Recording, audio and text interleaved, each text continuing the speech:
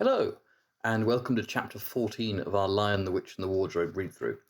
I'm Jem, the reader at St John Parish Church in Beeston, and the chapter we're looking at this time is The Triumph of the Witch. If you haven't read it, by all means go and do so. It runs from, as soon as the witch had gone, Aslan said, "We must move from this place at once." And it runs to, the children did not see the actual moment of the killing. They couldn't bear to look, and had covered their eyes. So as that précis of top and tail sounds like, this is the chapter of the novel in which Aslan goes to the White Witch and her followers, where he's muzzled, shaved, and killed on the stone table, and Lucy and Susan see part of this from their hiding place. It's the part of the novel where I think the echoes of the Passion narrative are obviously the strongest. This is the sequence in the novel that I think tips off a number of people that, this story is actually about, inverted commas, actually about Jesus. And so perhaps in this discussion there'll be a bit more referring to specific passages of scripture than in previous chapters. But as ever, what interests me here is what Lewis is doing with the material. He's not simply translating one story, the Passion narratives, into a fancy world where animals can talk and children can be high kings and queens. He is writing a novel that draws on those scriptural sources and weaves things together. So as ever, I'm interested in the differences as much as the similarities, or rather what he's using his narrative to do, what he's bringing together.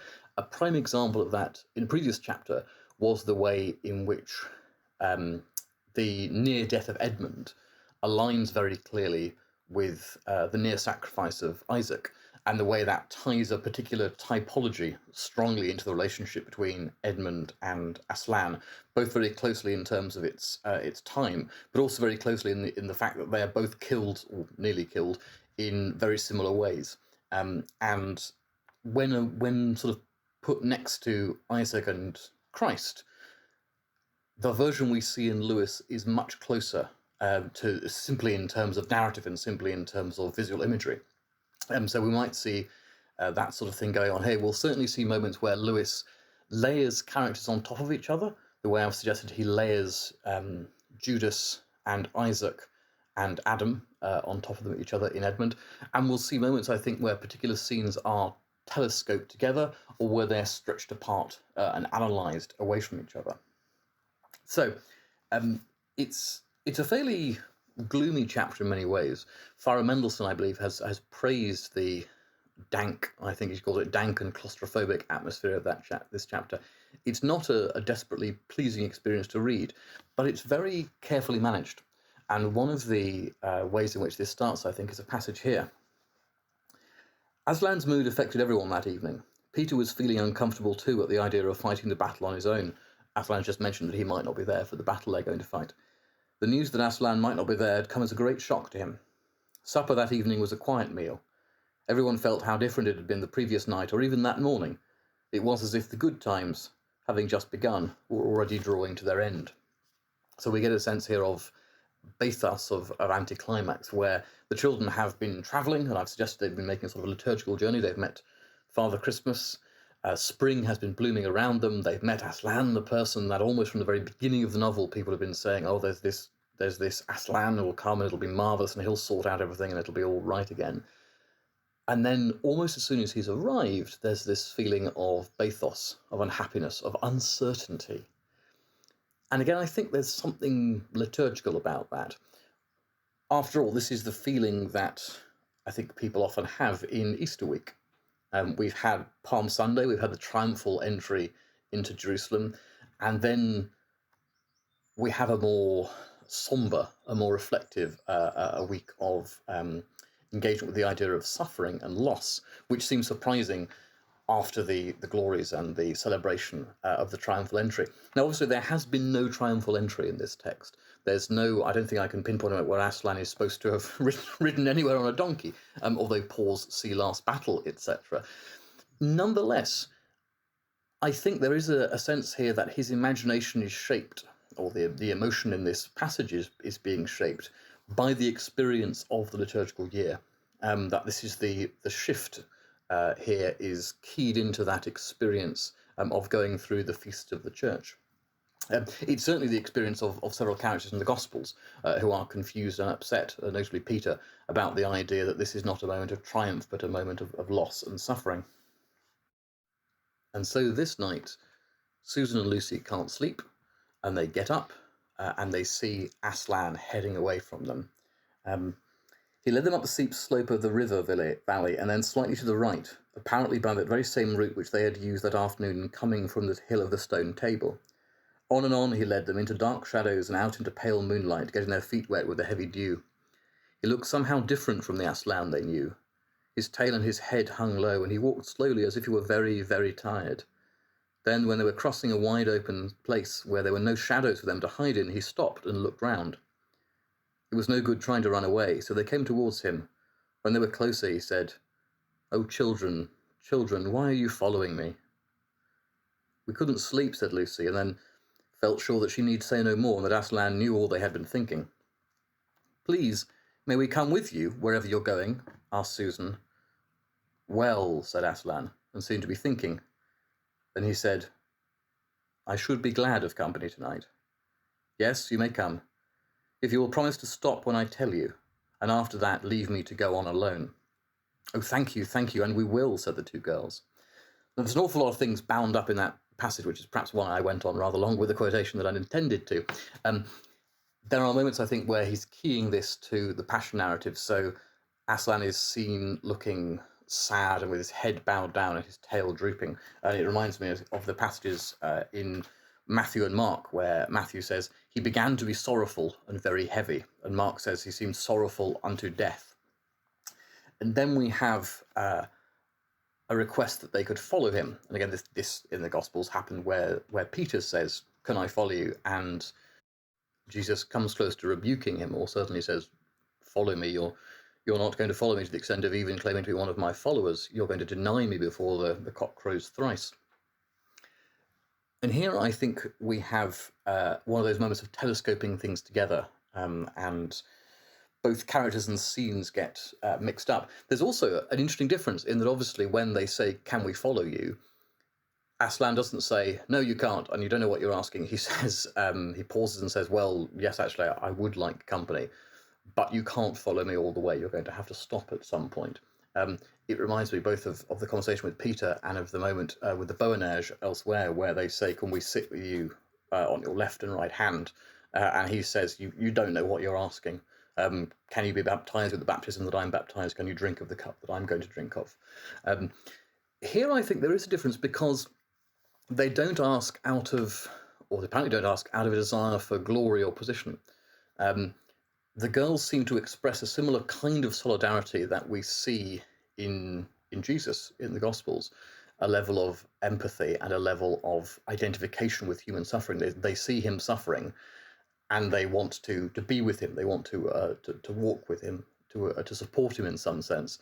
Rather like other characters I've mentioned in previous chapters who show some Aslan-like characteristic. I think there's a moment here where something of the sense of solidarity and identification that we see in the Incarnation and the Atonement is reflected by their impulse to sympathise and to support him. And possibly because of that, he says, "Yes, you can walk with me, but only so far." There's also an extent to which I think we're in the Garden of Gethsemane here. Clearly, we have a situation where Aslan is walking in an apparently wooded area or a grass area, and he's got his followers in some sense with him. And again, a very different kind of situation where he doesn't ask them to stay up and pray, and in fact they fall asleep, and then he rebukes them and comes back and they fall asleep again, and he asks them, what they're doing and why they can't watch with him 1 hour.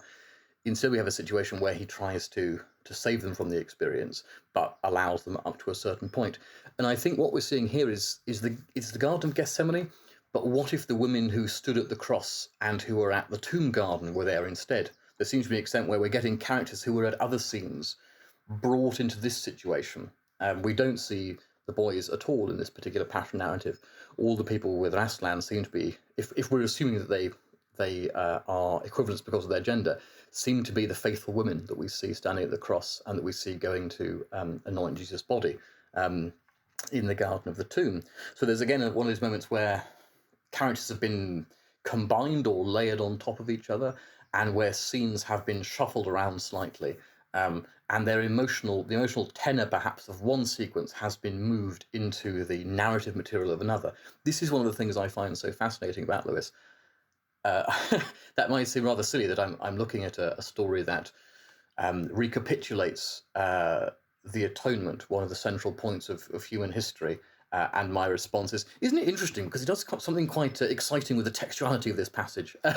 But as I've said before, I think it's too easy to say, oh yes, it's a story about Jesus. It just tells the story of Jesus, except he's big furry and he's got a tail and ears and all that. One of the things that I think this kind of close attention forces us to do is not only to examine the novel quite closely and ask ourselves what's going on here, what's being moved, where are these tones from, where are these echoes, where are these narrative material, but also to examine the scriptures more closely. And so when we say the story of Jesus, what do I mean by that? You know, what narrative material, what do I understand? Is it the theology of the events? Is it the plot of the events? Is it the events themselves? Is it how people felt about them? Is it dialogue? There's an interest, I think, in having to be forced to go back to the sources and say, well, actually, although I assume this is just the story of Jesus, Jesus wasn't killed on a large flat piece of stone, or Jesus in fact didn't wander around with two young women the night before his death. So anyway, that justification for literary criticism in this case aside, we have, say, a series of telescopings here, and it's also probably too obvious to point out, but I'm going to do so anyway, that this is happening in a landscape that looks like a sort of idealised England, rather like the fact that the early chapters suggest that you might meet Pan wandering through an English woodland, or I've suggested elsewhere that the stone table looks a lot like Castlereagh or Stonehenge, and so you might come across the cross somewhere within the English landscape. Here I think Gethsemane and the foot of the cross and the tomb garden are also imagined as landscapes or places, sites that you might find wandering through the woods just over that hill over there. That sense of enchantment of going deeper into the British landscape that surrounded the reader. Something that is obviously dialectically touched on in Blake's famous Jerusalem, with Parry's setting of it into a hymn, is harped on here. The landscape is both enchanted and made somewhere where the actions of the Passion and the meanings of that narrative may come out. But he asks them to do something quite remarkable at this point, when he becomes apparently even more sorrowful. He says, "No," said Aslan, "I am sad and lonely." He's been asked if he's ill. He said, "No, I'm sad and lonely. Lay your hands on my mane so that I can feel that you are there, and let us walk like that." And so the girls did what they would never have dared to do without his permission, but what they had longed to do ever since they first saw him, buried their cold hands in the beautiful sea of fur and stroked it, and doing so walked with him. And presently they saw that they were going with him up the slope of the hill on which the stone table stood. They went up at the side where the trees came furthest up, and when they got to the last tree, it was one that had some bushes about it, Aslan stopped and said, "O children, children, here you must stop, and whatever happens, do not let yourselves be seen. Farewell." And both the girls cried bitterly, though they hardly knew why, and clung to the lion and kissed his mane and his nose and his paws and his great sad eyes. Then he turned from them and walked out onto the top of the hill. That struck me as unusual, because I associate the touching of the Christ figure with the other side of the resurrection, with Thomas's hand being put in the side of Christ, or Mary Magdalene going to touch him and him saying, "Noli me tangere," do not touch me, or do not hold on to me, I have not yet ascended to the Father. So I wondered why he'd appeared here, and there are some possible reasons for it. I mean, possibly just Lewis wanted to write that. He thought it was effective, thought it was a good piece of business, as it were. But given that everything else seems to be so saturated in scriptural imagery, and clearly this is a recapitulation of the Passion narratives, there are some explanations, I think, for it. First of all, overall, because his Passion narrative seems to be quite strongly pitched against Docetism. Now, Docetism, as you probably know, is the heretical opinion held by some in the early church that Jesus was not fully human, that he was rather some sort of spirit or God being that merely appeared, dokein, the Greek, hence Docetism, merely appeared to be a human being. So he didn't have the normal human functions, he didn't have the normal human nature, that he was some sort of super being or ethereal spirit who merely had the illusion of being a human. This is an ancient heresy. It's also something that people are fond of accusing each other in the modern church. And certainly there is a temptation towards it, I think, a temptation towards stressing the divinity of Christ at the expense of the humanity of the Christ. Any preaching, any discussion which tends towards minimizing Christ's true humanity obviously has a danger for the structure of Orthodox Christian faith. To quote that, patristic saying, that which is not assumed is not saved. So if Christ can make the atonement because he has a divine nature, he can also make the atonement because there's a human nature, because he can identify with, he can assume that human nature and so redeem it. So there's obviously something quite essential about the humanity of Christ, both in terms of accuracy, but also in the working out of other elements of Christian faith. Heresy, and I forget where I got this line, but heresy is in many ways often not a totally out there idea, but rather a distortion, a stressing of one particular element of the faith in a way that drags other elements into false relationships with that. We might quote Gordy Knight that not only the facts but the relations between facts are facts themselves. I'm slightly mangling that quotation. But yeah, so Docetism is a temptation, a tendency, I don't really want to call it a full-blown heresy, that you see in some strands of modern Christian discourse and discussion, especially I think perhaps when we come to the atonement.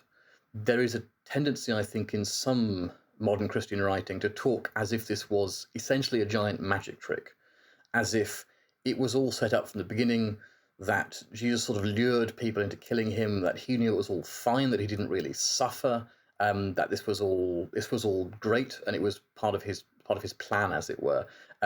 This rather boiling down, simplifying notion of the atonement that robs it of suffering and weight, and robs it of the tragedy that is there in some sense. Now, I read this passage as being strongly against that. Obviously, one of the ways to combat Docetism is to stress the elements in the Gospels which insist on the humanity and the physicality of Jesus. So things like Thomas's hand, things like the fact that he eats when he appears to the disciples. He eats fish with them on the beach after his resurrection. So this physicality, this stress on running their fingers through his fur, I think is connected to that. I think it's also connected, particularly via the image of them crying and kissing his feet and his eyes and his nose. It's connected to the anointing of Jesus, a story that occurs in slightly different versions in the Gospels, where a woman comes to Jesus and anoints his feet with perfume, or in one version, I believe the version in Luke, cries on his feet and wipes them clean with her hair. There's an insistence on the physicality there, but also on the I don't know, the service, on the preparation for his death that is carried out. And again, there's that return of sympathy, that return of mourning that we see echoed in Jesus' own ministry, where he has compassion for people, and sometimes healing is described as taking place because he felt for them, and a human expresses the same feeling back to him, the same kind of solidarity. So I think there are passages here being woven together, different moments where women condole with Jesus or prepare him for his death in some sense, with this strong anti-docetic strain that insists upon the genuine humanity of Jesus, and I don't know, the genuine physicality and animality, if that makes sense, of Aslan in this passage. So he then goes to the witch's followers, and they treat him very badly. They muzzle him, they tie him up with cords, they jeer at him, they spit at him, and crucially, of course, they shave him. "Stop," said the witch, "let him first be shaved." Another roar of mean laughter went up from her followers as an ogre with a pair of shears came forward and squatted down by Aslan's head. Snip, snip, snip went the shears, and masses of curling gold began to fall to the ground. Then the ogre stood back, and the children, watching from their hiding place, could see the face of Aslan looking all small and different without its mane. The enemies also saw the difference. "Why, he's only a great cat, after all," cried one. "Is that what we were afraid of?" said another. And they surged round Aslan, jeering at him and saying things like, "Puss, puss, poor pussy," and "How many mice have you caught today, cat?" and "Would you like a saucer of milk, pussums?" "Oh, how can they?" said Lucy, tears streaming down her cheeks. "The brutes, the brutes." For now that the first shock was over, the shorn face of Aslan looked to her braver and more beautiful and more patient than ever. Now, this is another moment that struck me and made me think, because it's obviously doesn't take place in the Gospels, and it's such a strong image that both sticks in the memory, and also we're shown characters reacting to it. We know that we ought to find this significant because someone says, "Oh gosh, look at that thing they're doing. I can't believe they're doing that." And then we're told how her perception of it changes. So we're guided both by the text and I think by the strength of the image itself to wonder what this means and what's going on here. Obviously, from a straightforward point of view, this is about the humiliation of Aslan, and this is a strong feature of the Gospels, that Christ is not only handed over to death, but to jeering and degradation and humiliation. And various people have spoken quite movingly in theological reflection about the fact that the Passion narrative not only shows the atonement via death, but shows Christ entering into an experience of humiliation and degradation that they himself have experienced, and that they see that as part of the power of the incarnation and the power of the atonement and what it actually does. So in one sense, and I don't wish to say that that's simple or straightforward, but we're being shown the humiliation, the taking of something that seems to be an outward expression of his true nature, his lionness, his mane, his kingship of the beasts, and without it, it looks small and different and sort of contemptible by human standards or by worldly standards. There's also, I think, something about kingship, as I just mentioned, that the mane is the symbol of the lion, and it's the kingship of beasts, and that one of the things that is done to Christ in the Passion narratives is that a crown of thorns is put on his head. So there's some sense in which an ironic kingship is bestowed upon Christ, and the symbol of kingship is taken from Aslan. And again, this is seen as a form of humiliation. It also made me think of the moment when Reepicheep has lost the length of his tail in a battle. I think I think it's the last battle. I want to say the Voyage of the Dawn Treader, but I think it's the last battle. And he asked Aslan to heal him, and Aslan says, "Well, why do you need a tail? What's good at that? You're alive, aren't you? You've been brought back to life." And Reepicheep says, "Yes, I can do all the things I need. I can fight, and I can lead people, and I can die for my king without a tail. But the tail is the honour and glory of a mouse, and I wish you'd heal me." And Aslan seems to think this is rather sort of Popinjay-ish and pompous of him.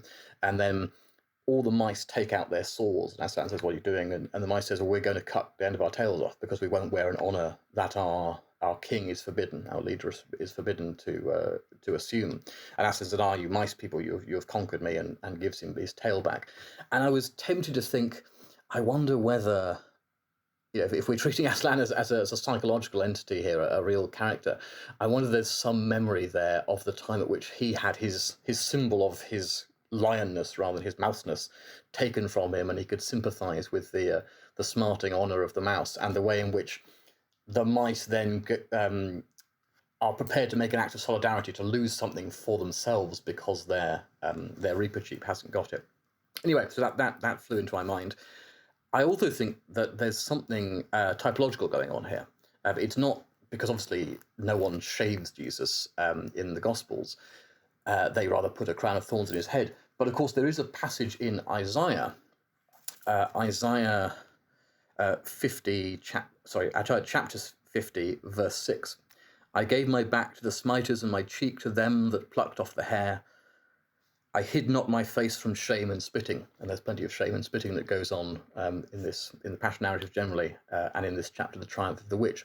And that is one of the songs of the suffering servant, passages from Isaiah that were in early Christianity, in the times of the writing of Paul's letters and the Gospels, and subsequently in patristic theology and beyond, have been associated with Christ and with the atonement. There are other passages like 52:14. "His visage was so marred more than any man, 53:6. He was wounded for our transgression, he was bruised for our iniquities. The chastisement of our peace was upon him, and with his stripes we are healed. Again, nod forward to other Narnia novels. The idea of stripes and healing might be worth pondering. So here, this passage, which was typologically linked with Christ, has become literalized in the description of Aslan. Now, I'd remembered it as I gave my cheek to those who pluck it out the beard. But in fact, looking in the King James Version, the version that Lewis would have done very well, it's in fact plucked off the hair. Rather like stone tablets and stone tables, I was remembering something that required little sort of metaphorical turn, and in fact, no metaphorical turn is necessary at all. The passage, as Lewis would know, doesn't say, "They plucked off my beard." It said, I gave my cheek to those that plucked out the hair, and of course, that is the taking off the hair is what's happening to Aslan. So rather like the Isaac typology, something is happening to Aslan which didn't physically happen to Jesus in the Gospels, but which is making him look much more like one of the typological connections that occurs throughout the Bible and throughout patristic theology that links Jesus to an earlier story. So there's a moment there of what I've been talking about of Lewis using narrative detail to draw out biblical connections and indeed to flesh out theologies of what's going on here, to reshape the narrative in ways that actually make those connections within Christian theology more evident, because they're physically the case here. You know, they're taking hair off his head. There's also, I think, a connection to be drawn when they jeer at him and say, "Oh, you know, poor pussy, and is this what we were afraid of? And how many would you like a saucer of milk? And how many mice have you caught today?" Again, that's a translation into talking beasts and folklore language of what happens in the Passion, where they say, "Oh, prophesy thou prophet who has struck you," and they hit him and say, "Which one of us, if you're so magic, when you tell us who just hit you from behind," of that kind of jeering. But it also, there's a specific connection within the novel, because of course that's what Edmund did to the stone lion. He drew something on its face, he defaced it. His visage was so marred more than any man. You know, he mars the visage of the stone lion and says, "Bah, you know, you're rubbish, you're Aslan, you're what you're all scared of. You know, aren't you silly? Don't you feel a fool now?" And I think this works in both directions. It shows that early passage, I thought, showed the meanness of sin, the pettiness, the spitefulness, the smallness of evil. And we've discussed this all the way through, haven't we? The idea that Edmund's moral life isn't a plateau that suddenly falls into an abyss. It's a series of moral actions where the same kind of immoral impulse is indulged in different ways, and often in larger ways that draw him further into betrayal and into sin. And I think here we see, if we saw the sort of the sinfulness or the sin of meanness earlier on, here we see the meanness of sin, if I can sort of turn that phrase round, where previously we saw that actually it can be sinful to be spiteful and petty. Here we see that great sin, cosmological sin almost, is also mean and cheap and petty. I think that's an important element in Lewis's moral theology. Lewis doesn't believe, as far as I can see, in grand sin, in even sin that is noble by its sheer size and scope. He can't imagine being impressed by sin. The judicial murder of a divine creature has the same root as a petty act of defacement and a petty act of betraying your sister and telling her she's stupid and she plays games like a little kid and you're better than her because you're a bit older than her. And I think this is something that's being driven here home strongly. Not only are we seeing a passion narrative, an atonement narrative that's suitable for children, that actually there's something unpleasantly childlike and sort of babyish in what actually took place in you know, taking a prisoner and humiliating them and jeering at them. Now, moving on to the final passage of this chapter. At last she drew near, this is the White Witch. She stood by Aslan's head. Her face was working and twitchy with passion, but his looked up at the sky, still quiet, neither angry nor afraid, but a little sad. And I wonder about that word passion. Given that we talk about the passion narratives and, you know, and that meaning suffering, and the tradition in Greek thought that to be afflicted with passion is to be at the mercy of your emotions. I wonder whether there is a little cluster of puns there that the witch's face is contorted with passion when the passion is what's going on around her. Then, just before she gave the blow, she stooped down and said in a quivering voice, "And now who has won? Fool, did you think that by all this you would save the human traitor? Now I will kill you instead of him, as our pact was, and so the deep magic will be appeased. But when you are dead, what will prevent me from killing him as well? And who will take him out of my hand then? Understand that you have given me Narnia forever. You have lost your own life, and you have not saved his. In that knowledge, despair and die." The children did not see the actual moment of the killing. They couldn't bear to look, and had covered their eyes.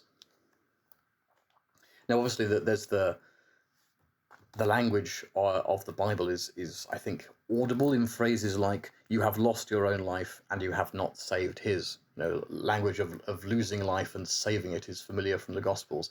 And it's striking, given what you and I know about the next chapter, that the witch proposes an arrangement of the world. I'm going to quite say in a theology, but she proposes an interpretation of history and what's going to happen next that uses the idea of death and sacrifice and losing life and saving life, or trying to. And she's using the right terms, but she's using them wrongly. She's misunderstood the economy of salvation, if you like. She's misunderstood the arrangement of the world. And she tells them, "In that knowledge, despair and die."